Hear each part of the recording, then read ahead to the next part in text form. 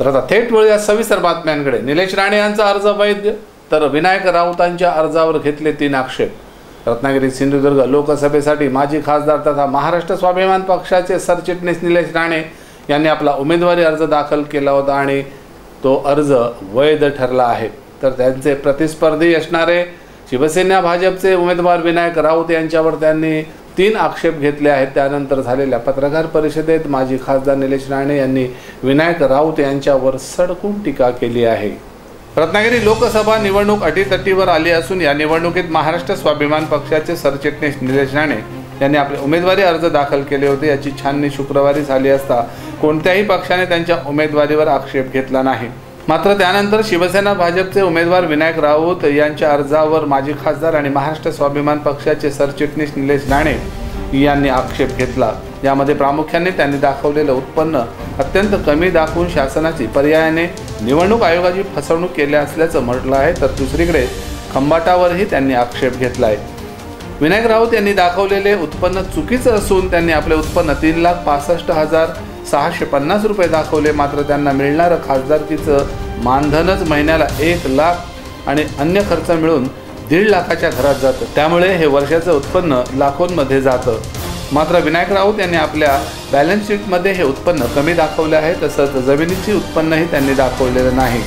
मुंबईमध्ये असणाऱ्या प्रॉपर्टीच्या भागीदारीबद्दलही त्यांनी सस्पेन्स ठेवला आहे। त्यामुळे त्यांचा अर्ज रद्दबातल ठरवण्यात यावा अशी मागणी केली आहे।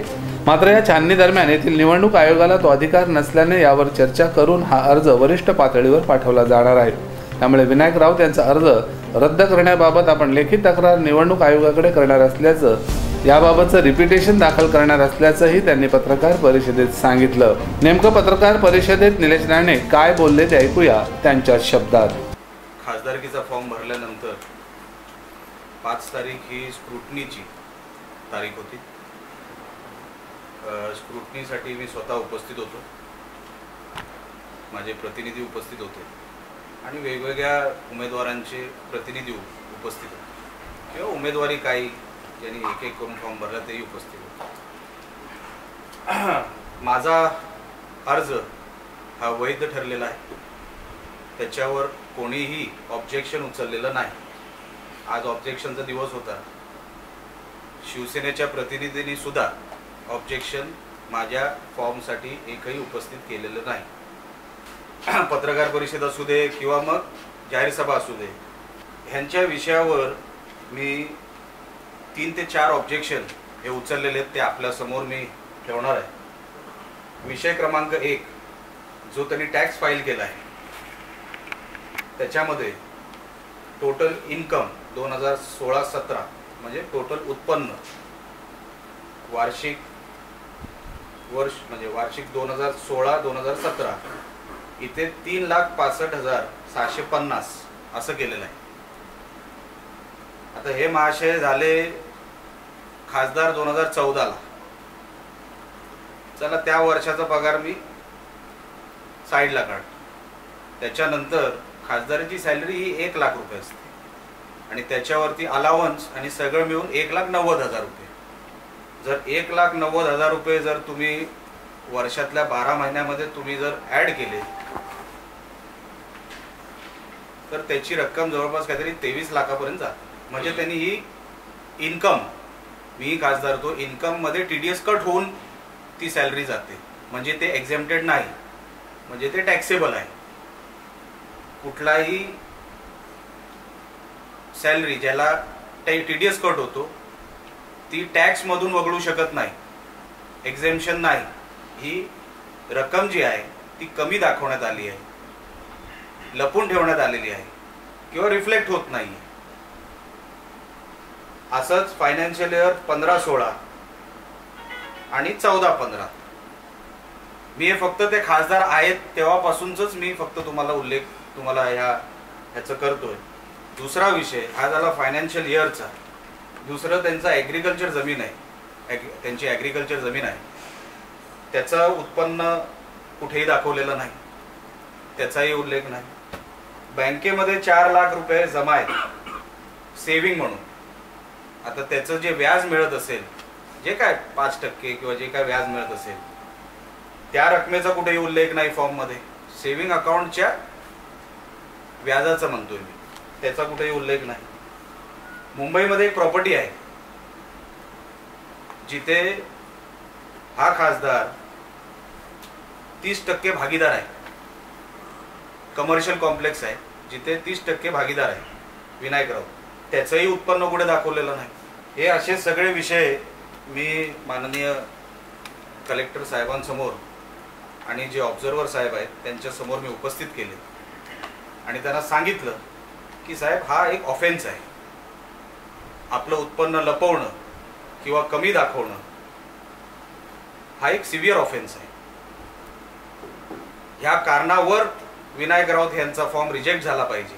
हे माझं सबमिशन तुमच्याकडे आहे, हे माझी मागणी तुमच्याकडे आहे. आणि मी ऑब्झर्वर साहेबांनाही सांगितलंय की मी ह्याच्यावर एक रिटर्न लेखी तक्रार त्यांच्याकडे मी देणार आहे. आणि माझं ऑब्जेक्शन ऐकल्यानंतर काँग्रेसचे उमेदवार नवीनचंद्र बांदिवडेकर यांचे प्रतिनिधी सन्मान्य अशोक जाधव यांनी माझ्या तक्रारीला दुजोरा दिला. त्यांनी सांगितलं की ही तक्रार बरोबर आहे आणि ही जी निलेश राणे तक्रार करतायत हीच आमची सुद्धा तक्रार आहे, असे त्यांचे प्रतिनिधी सन्मान्य अशोक जाधव यांनी कलेक्टर साहेबांसमोर सांगितलं. त्याच्यावरती कलेक्टर साहेब जो काय निर्णय देतील किंवा ऑब्झर्वर साहेब जो काय निर्णय देतील तो बघू आम्ही. पण आम्ही जेव्हा कलेक्टर साहेबांना विचारलं की साहेब ह्याच्यावरती तुम्ही रुलिंग द्या, तर कलेक्टर साहेबांचं म्हणणं असं की ते स्वतःहून ह्याच्यावर रुलिंग देऊ शकत नाही. तर त्या कारणामुळे मी रिट पिटिशन फाईल करतोय हायकोर्टामध्ये. ह्यांच्या ॲफिडेव्हिटवर खासदार विनायक राऊत यांच्या ॲफिडेव्हिटवर मग आम्ही हायकोर्टात जाणार, मग तिथून रिट पिटिशन फाईल करणार. जेव्हा तारीख लागेल हायकोर्टामध्ये त्याच्यानंतर निर्णय येणार, तेव्हा अपात्र ठरणार, तोपर्यंत इलेक्शन निघून जाणार. मी बोललो मग हे नामधारी फक्त प्रक्रिया कशासाठी. म्हणून मी ऑब्झर्वर साहेबांना सांगितलं, मी साहेब तुम्ही आम्हाला याच्यातून रिलीफ द्या. आणि म्हणून मी ती तक्रार ऑब्झर्वर साहेबांना करणार आहे की साहेब काही झालं तरी तो फॉर्म जो काय जरी अधिकारात बसला नाही किंवा जरी रिजेक्शनचा तुमच्याकडे अधिकार नाही, तुम्ही पेंडिंग ठेवा. ही मागणी आम्ही सबमिशन केलेलं आहे. तसं आम्ही ऑब्झर्वर साहेबांना आणि कलेक्टर साहेबांना सांगितलं, ते त्यांनी ऐकून घेतलं. आता ऐकून घेण्याच्या पलीकडे ते काय करणार आहेत, ते काय थांबायला माझ्याकडे काय वेळ नाही. आणि म्हणून मी हायकोर्टात जाऊन रिट पिटिशन फाईल करून लवकरात लवकर ह्याचा फॉर्म कसा रद्द होईल, अपात्र कसं होईल यासाठी मी प्रयत्न करणार आहे. आणि म्हणून हे काही जरी असलं तरी पाठलाग मी करणार. हा रडीचा डाव नाही. हे खरं जे आहे ते जनतेसमोर आलं पाहिजे. तुम्ही राणेंच्या प्रॉपर्ट्या काढणार, तुम्ही राणेंच्या जमिनी काढणार, मग तुमच्या कोण काढणार. माहिती आहे ही लपवली आहे किंवा कमी दाखवली, हा एक सिव्हिअर ऑफेन्स आहे.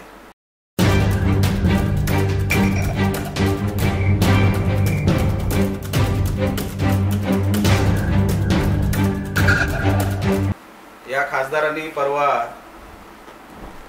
पत्रकार परिषद घेतली आणि नेहमीप्रमाणे खालच्या शब्दामध्ये एकदम टपोरी असल्यासारखा शब्द वापरून खोटं बोललेलं आहे. खोटं काय बोललं याचं मी तुम्हाला यादी वाचून दाखवू शकतो. मी त्यांचं म्हणणं होतं की ज्या एग्रीमेंटवर सही झाली आहे त्या एग्रीमेंटवर नितेश राणेंची पण सही आहे किंवा महाराष्ट्र समर्थ सेनेची पण सही आहे. विषय लक्षात घ्या, ज्या सहीचा उल्लेख ते करतायत मुळातच अशी सही फक्त मान्यता प्राप्त संघटनाच करू शकते, इतर कुठलीही संघटना करू शकत नाही. ज्याला मान्यता नसते ते ऑब्जेक्शन उचलू शकतात. असे ऑब्जेक्शन कधी कधी उचललेत ह्याची यादी माझ्याकडे आहे, डॉक्युमेंट माझ्याकडे आहे. नितेश राणेंनी कधी कधी कंप्लेंट केली आहे की तुम्ही तिसऱ्या टप्प्याचा पगार कधी देणार आहात, का दिला नाही. आमचे उपाध्यक्ष, आमचे जनरल सेक्रेटरी, लेबर कमिशनर पासून लेबर कोर्टापर्यंत सगळे जे काय अर्ज किंवा सगळे जे काय कंप्लेंट आम्ही केली ही यादी माझ्याकडे आहे. कंप्लेंट केलेल्याची किंवा लेबर कोर्टामध्ये तक्रार केलेल्याची की शेवटचा टप्पा तुम्ही का दिला नाही. आणि सारवासारव करून तुम्ही शेवटचा टप्पा हा शिवसेनेला दिला, म्हणजे खासदार विनायक राऊतला दिला आणि पर्यायाने उद्धव ठाकरेला दिला, अशी ती केस आहे. आणि म्हणून नेहमीप्रमाणे हा अडाणी खासदार, चिंपाट खासदार हा खोटा बोललेला आहे. आणि खोटं पण असं सरळ बोललेलं आहे की त्याला वाटतं की कोणाकडे त्याच्यासारखे तो जसा पुरावा दाखवू शकत नाही तसा आम्ही दाखवू शकत नाही. हे पुरावे माझ्या हातात आहे, तुम्ही कधी व्हेरिफिकेशनला ते पुरावे बघू शकता. लेबर कमिशनर पासून honourable chief minister to honourable prime minister ह्या सगळ्या पदांवर आमच्या तक्रारीचे पत्र गेलेले आहेत युनियनचे, आणि हे 2016 पर्यंत आहेत. 2016 नंतर आता मला सांगा, ते शेवटचा जो काय पगाराचा टप्पा होता तो खाल्ला कोणी? ह्याच्यातून सरळ सरळ दिसतंय की ह्याचा फायदा विनायक राऊतला झाला. विनायक राऊत यांनी कामगारांचे पगार खाल्ले, मराठी माणसाला रस्त्यावर आणलं, कुटुंब उद्ध्वस्त केले. आता कुठला पुरावा विनायक राऊत दाखवणार आहे? मला तुमच्या समोर एक आव्हान त्यांना करायचं आहे. इंग्लिश येत असेल आणि इंग्लिश बोलायची अवकात असेल तर एका व्यासपीठावर या, खासदारकीवर चर्चा करूया 5 वर्षाची. तुम्ही तुमच्या 5 वर्षाची करा, मी माझ्या 5 वर्षाची करतो. कारण का राणे साहेबांबद्दल जे काही विनायक राऊत बोलला, विनायक राऊतची तेवढी अवकात नाही. आणि जर एवढं जरी विनायक राऊतला लक्षात आलं असतं की जर आक्षेप तुम्ही नारायण राणेवर घेताय म्हणजे खरा आक्षेप तुम्ही बाळासाहेब ठाकरेंवर घेताय.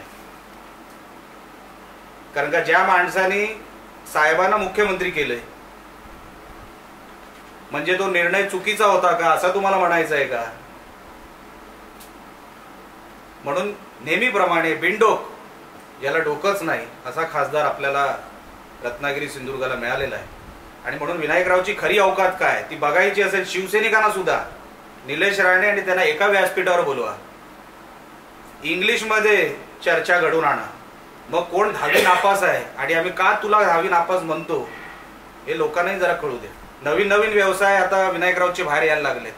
परवा म्हणाले मी काय सेल्स टॅक्स मध्ये काहीतरी स्टेनो होतो, त्याच्या अगोदर कुठल्या तरी व्यासपीठावर म्हटले की मी कपबशा विकल्यात दादरच्या फुटपाथवर. मग कधी कुठला तरी एक वेगळा व्यवसाय सांगतात. नेमकं विनायक राऊत यांचं उदरनिर्वाहाचं साधन काय? पैसा आला कुठून? उत्पन्नाचं साधन जर तुम्ही बघितलं तर ते ज्या गाडीत फिरतात त्या गाडीमध्ये फिरायची पण अवकात नाही विनायक राऊतची, त्यांच्या ॲफिडेव्हिट नुसार. मग गाड्या कोण फिरवतोय? मग तुमचं घर कोण चालवतोय?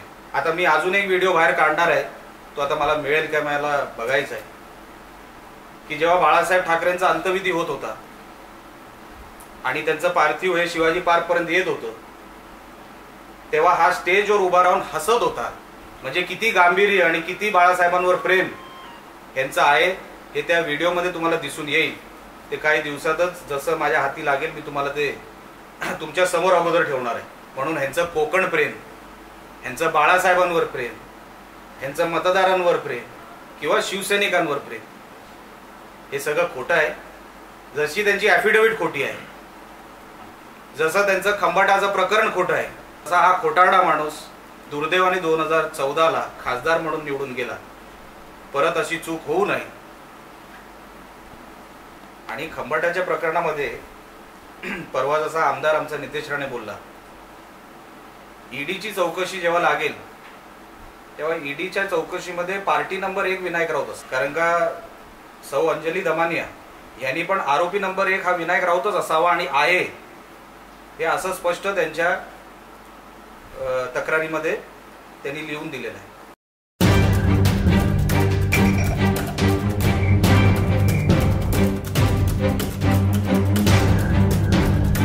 निवडणूक आयोगाने तात्काळ यावर निर्णय घेणे गरजेचे आहे. तसेच न्यायालयानेही ही निवडणूक प्रक्रिया पूर्ण होण्याआधीच योग्य तो निर्णय घेऊन मतदारांची पर्यायाने निवडणूक आयोगाची दिशाभूल टाळावी असं बोललं जात आहे.